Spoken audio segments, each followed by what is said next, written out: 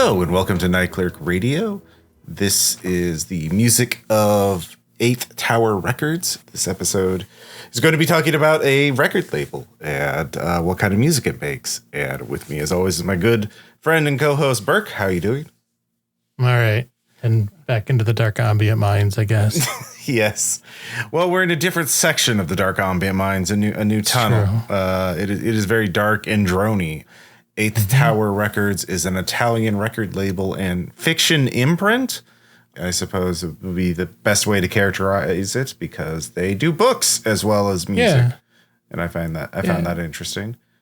Me too. I didn't notice at first that like your album had a book associated with it. I just scrolled right past it because I just assumed it was all like out of print, like compact discs and vinyls and stuff. So I just scrolled down to the actual track listing and then noticed on closer inspection today that they sell books. Which is interesting. Books. Yeah, they have done a couple of them, and they're mostly like, it looks like fiction anthologies themed around a particular album. So it's all very tightly thematically linked, their print and record releases, at least some of them. They are dark ambient, so it is legally required for them to be into Lovecraft stuff, apparently. Because they have their own albums on Yog-Sothoth, the Myths of Cthulhu, the Mythos of Cthulhu, and some other things. But they're more than just that. So they have some things on Edgar Allan Poe. One of their main focuses does seem to be on masters of horror, in the sense of like, here's our Edgar Allan Poe album. Here's our, Dracula album. And obviously the two records we chose are both picked on a master of horror.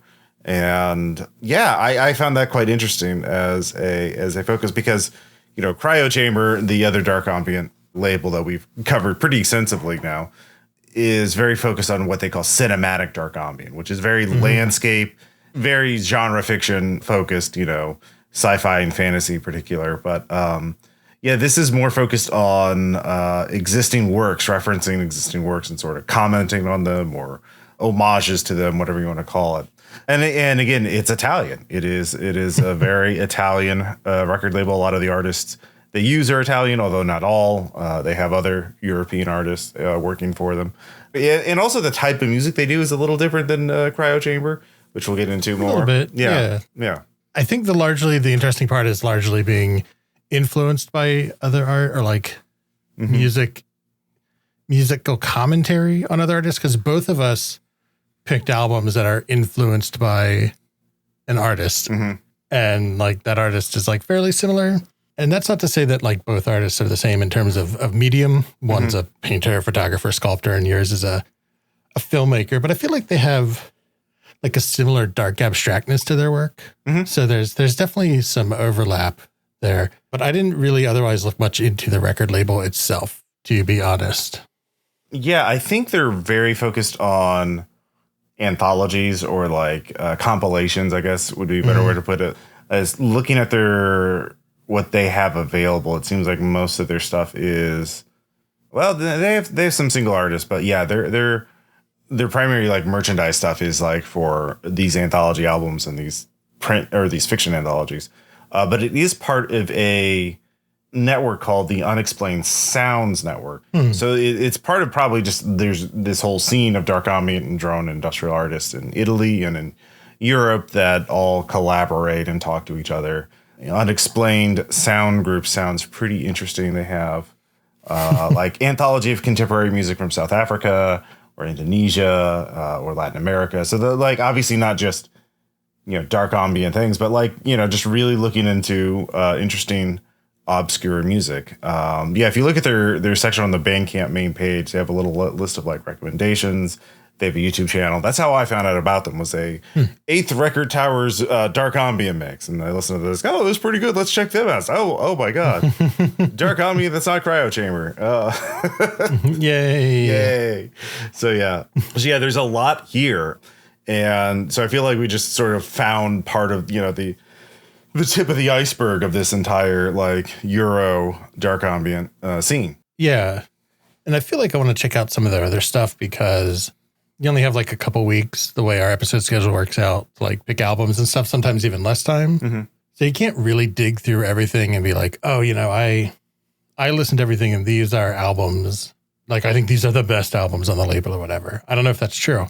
I think we maybe both picked them just because of our familiarity with the artist being referenced. Mm-hmm.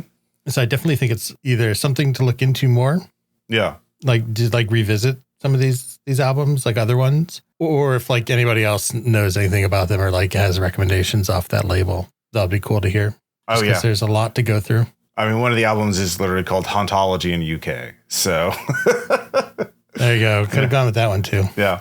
So yeah, I definitely want to check that out. It does seem to be a record label sort of primarily run by one of the artists, sonologist, who mastered and a lot of these albums. And so, yeah, I don't know. Yeah, it seems to be a similar thing to like Atrium Carceri and Cryo Chamber. So, but anyway, I'm eager to dig in.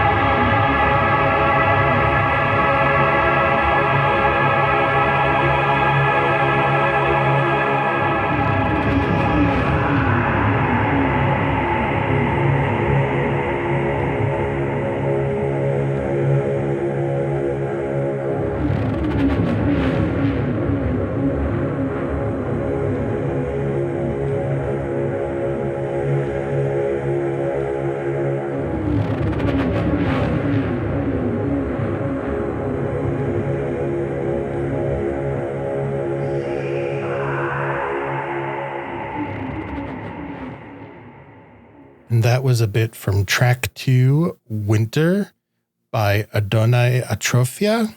I guess I'm going to butcher a lot of names this episode.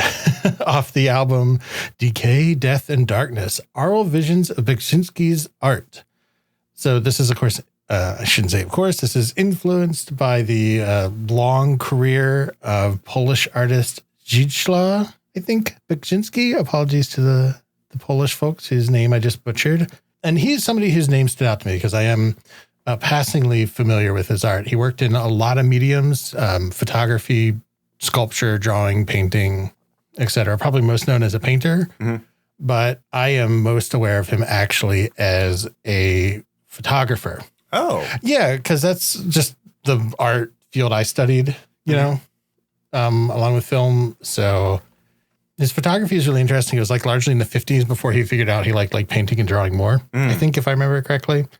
But he did a lot of interesting stuff with the technical side. So a lot of like double exposure, negative manipulation, like taking the negative and like scratching and messing up the negative before you print. Or like before it was a Photoshop filter, he did solarization, which is like a very controlled type of overexposure and processing. Mm-hmm. And a lot of his photographs was like uncanny poses of people in like weird scenarios and stuff. So like very haunted in a sense, because it's a lot of this like familiar notion of some, nuclear family, right? But they're like doing weird stuff or oddly posed or in some other sense uncanny. Yeah. Before we switched to painting. I'm just looking at some of his photos now, and like, yeah, I can definitely see. You can see some like the literal like visual themes that he would later incorporate into his paintings in these photos. I'm like, oh, I see. You're just obsessed with the same things and just exploring them in different mediums. Yeah. And his painting is similar, experimental abstract, which really started like in the 60s through the 80s and until his death. Mm-hmm. And as I understand it, that's like in two large periods. So there's like the quote fantastic period, which was more like surrealistic subjects, but they're still subjects. They were like ghouls and ghosts and scenes and post-apocalyptic landscapes. And like the subject matter was experimental and weird, but it still like was not nearly as abstract as his later abstract period, like in the 80s, which was like super minimalist, less obvious subject, like very nightmare-y imagery. I actually, and this may have been where I also first heard the name, is I actually think he's very Lynchian in that it's a lot of like dreams, weird abstracts, but also that like he really refused to talk about his art. Like he never said, oh, I did this orange smear because I was thinking about blah, blah, blah, blah, blah, blah. And it was very squirrelish about actually talking about what he did. And I think there's a lot of thematic overlap in terms of these like dream nightmares, like I said. Yeah. So this album came out in 2018 and it is a compilation. There's several artists. I don't think there's any repeated artists on this one, whereas yours had quite a handful of artists. Yeah. Very different approach. Yeah. Yeah. So this is 11 people that came together and each made a track that they felt inspired by his work. And I think that sort of comes through in all these tracks. So like the one I played as the opening sample, Winter, is the one that's kind of the most directly dark ambient-y to me. Like a lot of this like sweeping background synth and like chorus and drone. It's like really long and pensive, but it stands out against like other tracks. I don't know like what your thoughts were, what track stood out to you on this one. I had not really considered that this album, every single track had a different artist on it because, I wasn't as focused on it as it. I See Sonologist was number 6. Again, I think that's the guy who runs Eighth Tower. Yeah, curated by Sonologist. So he picked the artist for it. And I liked his track, which was a very spacey kind of sci-fi track. So that was actually very cool. Track 5 was also really good. The World of Bones by Psionic Asylum, because of I really like this massive horn section that comes in that like it's trumpeting the end of the world. I think it was interesting because it was a very consistent album between artists. If you told me this was one artist, I would have believed you, because it's like this is the reference. The assignment was make music based on this artwork, right? And so like everyone got the assignment, and everyone like, because it was a purely visual reference, like that musically sounded consistent with that visual reference, which is an interesting contrast to the next album. It's one of these albums that is very drone and industrial focused. A lot of sound of machinery or pulsing, this hypnotic kind of like or rhythmic, droning sound, but it's one of those albums that you can put on and like forget that you're listening to it, but then you start feeling it like halfway through as it's sort of subconsciously influencing you, which is exactly what you should do. Beksiński is like one of these pillar artists for horror fans, I think. Like his artwork has been so influential. Like there's Geiger and then there's him, right? I think in terms of like, modern horror and visual style references, like so many things have been referencing him. People talk about Geiger and being the influence of Scorn, but like Beksiński's in there too, right? Like there's a horror game that Team Blobber did called The Medium that specifically referenced his artwork. I think it's a Polish company, and I think they got the rights to use his artwork. I'm not sure though. But like, just absolutely monumental. Anytime you like, I need art references for this surreal or this like King in Yellow or this dreamlike horror thing I'm doing, it's like it's Beksiński. Like that's the first thing anyone posts, and like, so I've seen it, hundreds of times on the internet as people just horror art. What do you like? Going to be a dude with a bunch of bandages wrapped on his head, very skeletal, going through a really creepy canyon. And there's some brooding statuary looming over, or it's going to be very something like that. Love that little guy with a bandage head. I think his photography is probably equally influential because he has a series of photos where it looks like the person's face has been like torn off, but like from paper, not like bloody. There's just like a black torn mark where their face should be. That comes up in Twin Peaks: The Return, because Laura Palmer's mom like pulls her face off to show like a monster living inside her and stuff. I feel like there's some overlap there too. But overall, it's interesting though, because I was curious what you would say about this, since there is some aspect of like sitting and listening to music or consuming really any art that is maybe not meant to be like enjoyable to consume, because there are a lot of like not quite as bad as like directly abrasive noise, but there are a few tracks on here that are just like, I'm just lost in static. Yeah, man. Let me play an example here for you.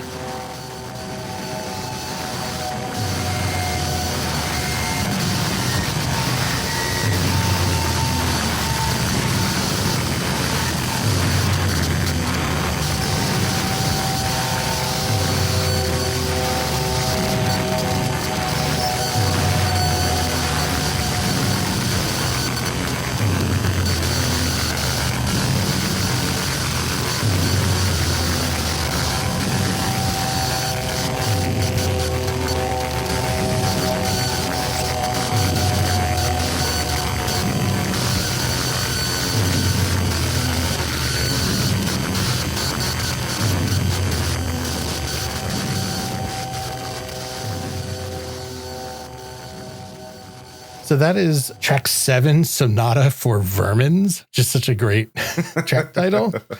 And it starts out with like this sweep synth, but it eventually just becomes this like static wall. There's like, but it's really interesting static. There's like, it's a buzz, but there's like little articulations and pulses in it. Mm-hmm. There's like a little hint of synth sweeping in the background, but it's so different from even more structured tracks, because there are tracks that have like actual guitar bits on them or like a little bit of melody, right? Mm-hmm. Yeah, like track 10 was kind of like prog psychedelic rock. You know, you got that scuzzy electric guitar and some nice undulating chants, which is very traditional compared, very very standard conventional music compared to the rest of this album. Like, yeah, yeah. I mean, the thing about track 7, aside from that, it's a very sparse in a lot of places. It's very twangy, you know, but a lot of strings, very tense.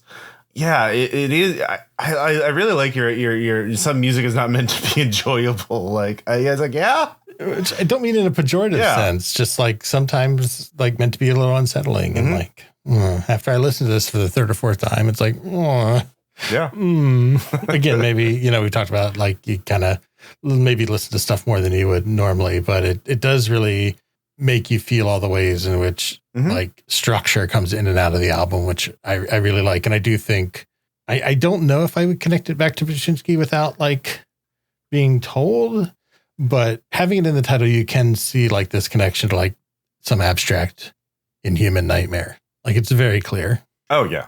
Yeah. No, I think I've talked before about like how music has influenced me while I've worked, you know, like I think most recently I was working on a campaign notes for a Delta Green game, and I started listening to The Caretaker, you know, everywhere at the end of time, and I got sad. I was like, why am I feeling sad? It's like, oh yeah, I'm listening to the saddest music. So I had to stop doing that. Yeah. Like, I wonder what it inspired to listen to something like, I'm not going to play another sample in the interest of time, but like track 9, Beyond the Mauve Zone, which just has this drone that comes in after about a minute and a half. And it hangs under everything. And there's like some static and some synth in the middle. And then after about like 4 minutes, basically to the end of the tracks, like the last 2 minutes of the track are just like static and one tone. Just yeah. Yeah. For like the last 2 minutes of it. And I'm like, man, it's a nightmare. It's very unnerving, which is probably the goal. But like, it's just interesting when you think of like, you know, we just did this Up and Comers, which was like, here's my fun, like hangout at the beach with my friends, a vaporwave. And then it's like, oh, also, I just, the contrast week to week has been fun.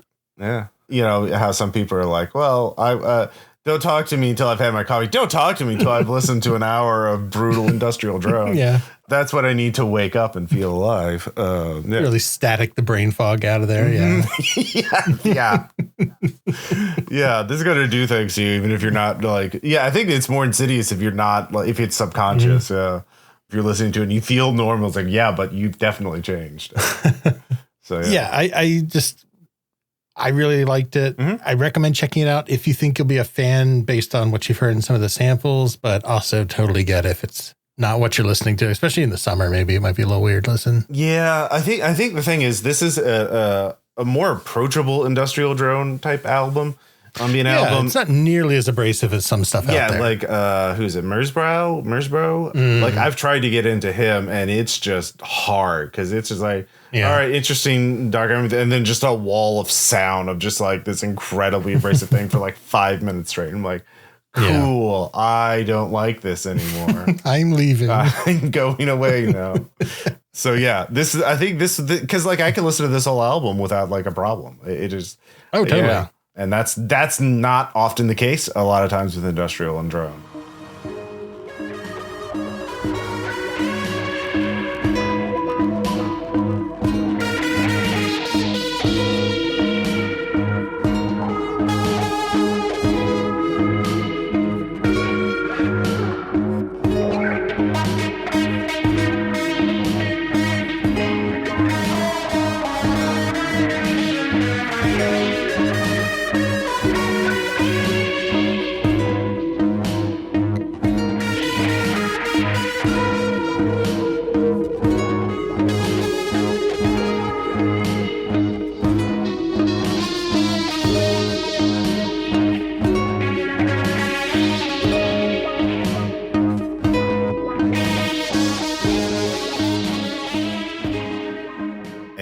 that was a sample from track 2 of The Beyond, music inspired by the Lucio Fulci Death Trilogy. The track is called Roto dal Pianto, which I believe means the crying route.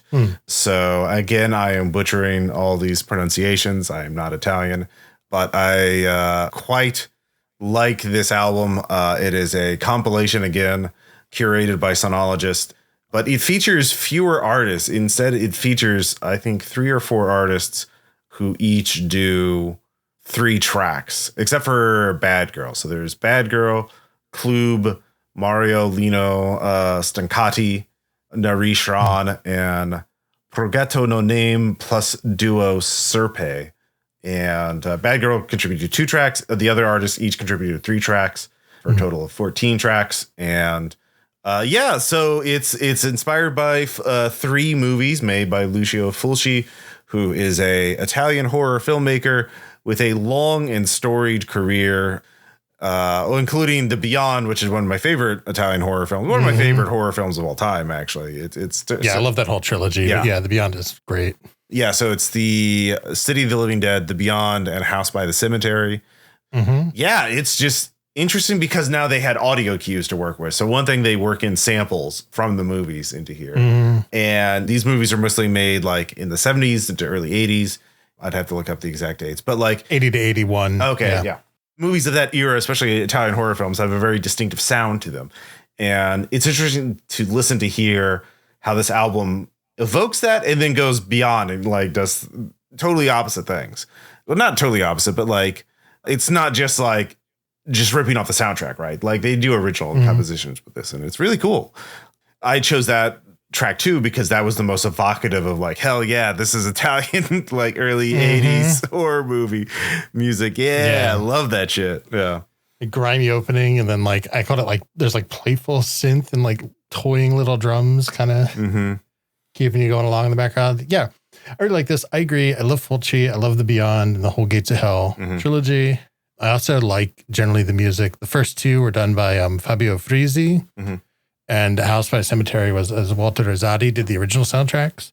The Beyond is probably Frizzi's most popular or like well known. He also did like Zombie 2 and Manhattan Baby, and so he had a fairly long collaboration with Fulci.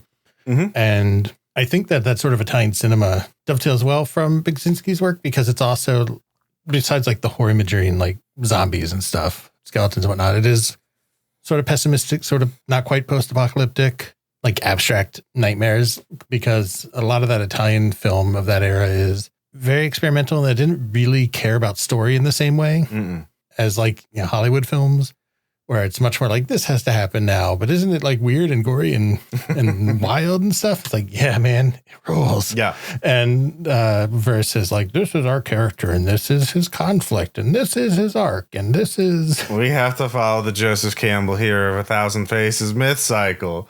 Exactly. I don't give a shit about any of that. Yeah. Especially The Beyond. That's the one I know the best. It has a very like this dream logic to it. Like there are main characters, there's a plot and things like that, but like, why are we at this new location? Why is she doing that? Fuck it. It looks cool. And it makes sense in a dream-like way. Like, I believe it's track 3. Yeah, The Blind Woman, which is also evocative of the cover art, where it's literally just a blind woman on this bridge over a lake. And it's just a very, and she's just standing in front of a car that, you know, nearly ran her down. And like, it's a very evocative scene. Makes no sense, but it's great. And I love it.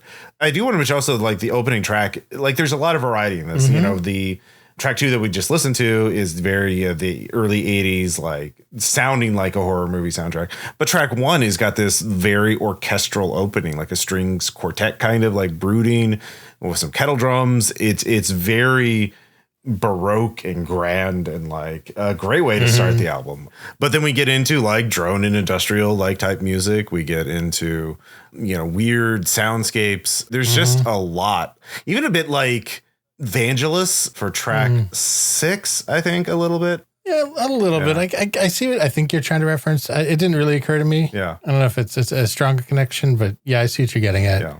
Some tracks I also like, in terms of the variety, though, I like the last stuff that had a little bit more real instrumentation on it, kind of like I said for the Beksiński album. So like the end of track 9 has like classical guitar that kind of comes in for like the last minute.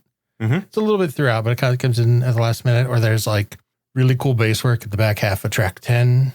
Like it's very Carpenter bass work where it's just kind of like boom, boom, boom, boom. Like that really just like establishing like a little bit like a heartbeat almost. Yeah. That kind of stuff. Yeah. Or sorry, the guitar works at the end of track 10. I think I misspoke. Track 9 stood out to me because it has like all these like zwoops that come in through. It's just like, I don't know what else to call them. There's just like little synth whistles. That, one of the challenges of reviewing this kind of music is like, what is that? It's what is, I mean, what the fuck are they doing? Yeah. I would say the only thing maybe that so this album stood out to me that, again, maybe it's in that like, oh, this isn't maybe meant to be enjoyed in the same way or like enjoyed for different reasons, maybe is a more charitable phrasing. But I do think some of the samples from the movie are a little long. I think like the back half of track 12, I think maybe you mentioned, if you did, sorry, and I blanked on it. But yeah, it is just like screaming from one of them. There's a lot of screaming. Like, I get it. Or, yeah, no, we get it. It's scary. It's bad. Although I do like track 12 because they have like, it sounds like a, I don't know, kind of weird fucked up harmonica and sizzling meat sounds. It was like, all right, that's cool. Just put in, just grill some meat for your soundtrack of your album. That's cool. A lot of good texture too along that. So like track 4, which also samples the movie by chance as I was thinking about it. But there's like a lot of like little staccato synths, but there's a lot of like static and crackling and like various creeping and scraping and scrooching and whatever. 14's the same way where there's like a lot of there's some abrasive synth patches in that one. Yeah. That are not like of pleasant timbre, I would say. Yeah. Around like the 1 minute mark, just like this buzzing, like saw wave buzzing maybe. Oh like saw or square wave buzzing. Just like a lot of like texture. I think texture is kind of the word that stood out to me a lot because it's not just static. There's a lot of like crinkling and just other kind of unsettling skittering like the noises. opposite of whatever ASMR is. Yeah, exactly. Anti-ASMR. Anti-ASMR. Yeah, very good. I do want to play another sample. This is actually one of the Carpenter-esque bits, I think, from track 11, Hotel's Blueprint.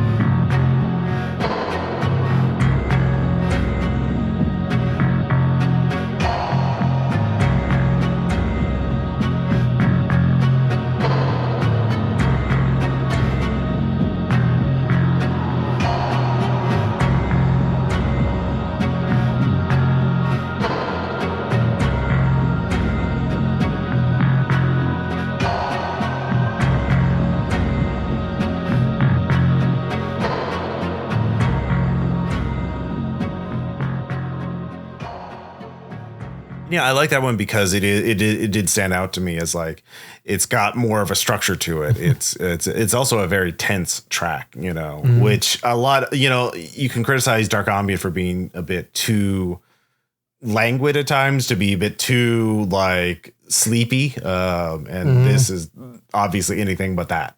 So yeah, no, there it's really interesting to see like also a relatively small number of artists each doing several different things. Like, I don't think I didn't do like comparisons of like, oh, what did Mario do for all 3 of his tracks and like just focus on the differences between those. But like there was a good variety among all of these tracks.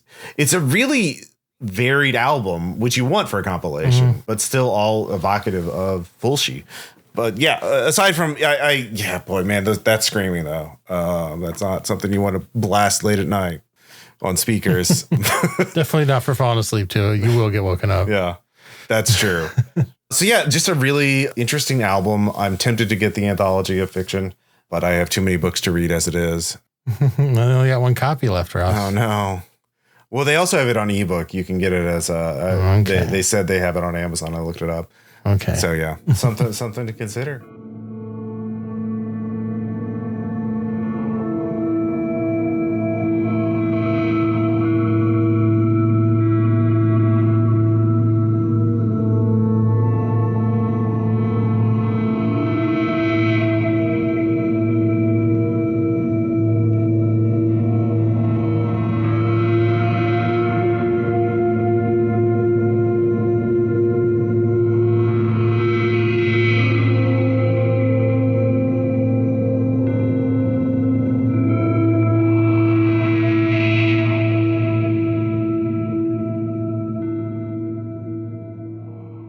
Thank you so much for listening to this episode. We had a lot of fun, diving into the depths of Dark Ambient yet again with a new record label that has a pretty varied output. So we'll have to revisit them at some point, and to be finding out what the Europeans are doing with Dark Ambient is always cool.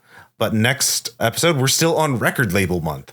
And so we're going to be looking at another record label called Villain. They have a pretty varied output. Everything from like hypnagogic.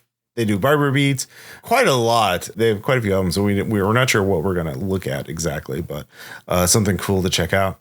Also, we have a Patreon, patreon.com/NightClerkRadio, where you can get bonus episodes every month. Join our Discord where we share links and discuss the episodes and have a good time. We are on Twitter at Night Clerk Radio, at Ross Payton, and at Burke McBurkitson. We are also on Blue Sky. And if you look up Night Clerk Radio on Blue Sky, you can find it. And I am at Ross Payton, or Ross.Payton on Blue Sky. I haven't memorized that stuff yet. We'll figure it out. But yeah, please rate and review us on Apple Podcasts, Spotify, whatever you use to listen to podcasts. Tell your friends, tell your enemies, tell your frenemies. But yeah, don't have nightmares. Don't fall asleep listening to this. Yeah, or do. And let us know on the Discord. We'll be talking to you later. Bye.